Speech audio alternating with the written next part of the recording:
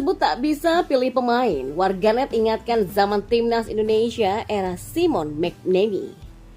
Yang kedua, sentuhan ajaib Sinteyong untuk dunia sepak bola Indonesia. Apa sajakah itu? Simak selengkapnya di sini bersama saya untuk Anda.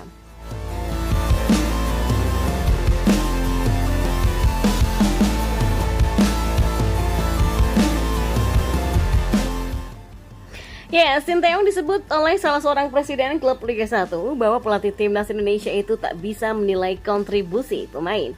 Namun, warganet membela Sinteyong atas tuduhan dari presiden klub Borneo FC hingga ingatkan zaman timnas Indonesia era Simon McManamy. Ya, kejadian itu bermula saat PSSI mengumumkan skuad timnas Indonesia untuk berlaga melawan Brunei Darussalam di kualifikasi Piala Dunia 2026 dan tidak ada nama bintang Borneo FC. Sontak, bos Borneo FC yakni Nabil Hussein lewat media sosial X-nya melontarkan pendapatnya. Menurut dari kacamata sang presiden klub, seharusnya Stefano Lillipali yang masuk timnas. Tidak hanya itu, Nabil Hussein juga menuding jika Sinteyong unik lantaran dianggap tak bisa melihat performa permainan di Liga 1. Gimana ya, mau bicara tapi pelatih itu kan memang unik ya. Kurang bisa menilai kontribusi pemain, tulis Nabil. Sementara netizen membela Sinteyong bahwa semua pemain yang dipanggil ke timnas memang sesuai dengan strateginya. Warganet juga mengingatkan jangan sampai kejadian era Simon McManamy terulang. Karena saat itu pelatih timnas memanggil pemain berdasarkan voting netizen, tapi hasilnya kalah dari Malaysia. Dulu pelatih pernah menerima skuad yang dipilih netizen dan yang terjadi dibantai di Bukit Jalil, kata salah satu akun yang bernama @unable. Mau jadi era Simon lagi ya? Kembali setelan pabrik terbantai nantinya ada, ketik warganet lainnya. Dan di informasi bola selanjutnya. Ya, sebagian besar masyarakat tentu setuju jika sentuhan ajaib Sinteyong telah membawa dunia sepak bola Indonesia ke arah yang lebih baik. Sedikit menarik ke belakang, pada 2010, timnas Indonesia menduduki peringkat 127 ranking FIFA.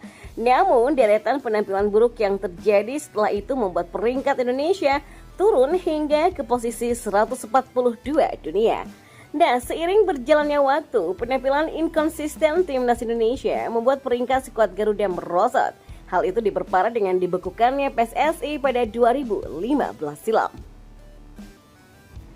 Puncaknya, timnas Indonesia sampai berada di peringkat 191 ranking FIFA pada 2016 lalu. Ini tentu bukanlah hal yang baik untuk dunia sepak bola tanah air. Ya, kedatangan Luis Milla sempat mendatangkan angin segar. Pelatih asal Spanyol itu membawa timnas Indonesia naik 13 posisi dari tangga 173 ke 160 dunia.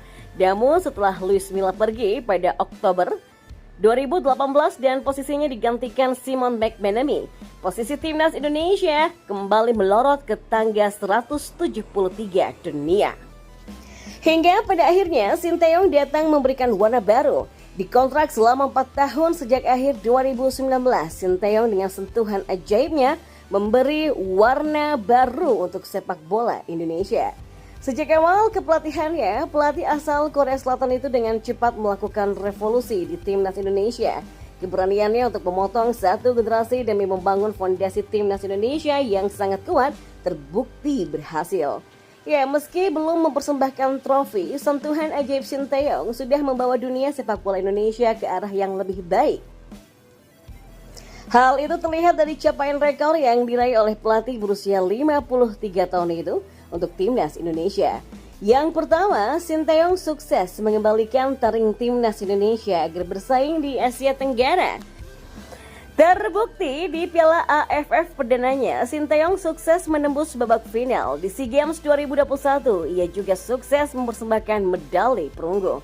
Berikutnya, Sinteyong membuat timnas Indonesia berbicara banyak di kancah yang lebih tinggi, yakni level Asia.